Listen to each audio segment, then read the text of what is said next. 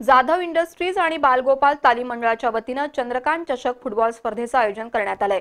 या स्पर्धेअंतर्गत आज पाटाकडील तालीम मंडळ आणि जुना बुधवारपेठ संघादरम्यान सामना खेळवण्यात आला। या सामन्यावर प्रारंभापासूनच पीटीएमचं वर्चस्व राहिलं। पूर्वार्धात पीटीएमनं 2-0 गोलनं आघाडी घेतली होती। अखेर हा सामना पाटाकडील संघानं 4-0 गोलनं जिंकला। छत्रपती शाहू स्टेडियमवर चंद्रकांत चषक फुटबॉल स्पर्धेचं आयोजन करण्यात आलंय। या स्पर्धेदरम्यान आज पीटीएम आणि जुना बुधवारपेठ संघादरम्यान सामना खेळवण्यात आला। सुरुवातीपासूनच पाटाकडील संघाचं बुधवारपेठ संघावर आक्रमण राहिलं। पूर्वार्धात पाटाकडीलकडून चढाया झाल्या।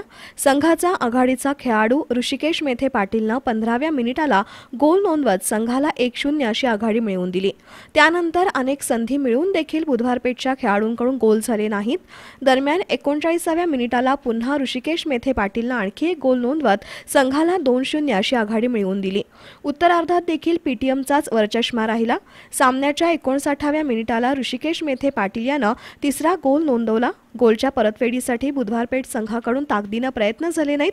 सामन्याच्या 63व्या मिनिटाला ऋषिकेश मेथे पाटीलनं वैयक्तिक आणि संघासाठी चौथा गोल नोंदवत सामन्यावरील पकड आणखी घट्ट केली आणि पाटाकडील तालीम मंडळ संघानं 4-0 गोलनं विजय मिळवला।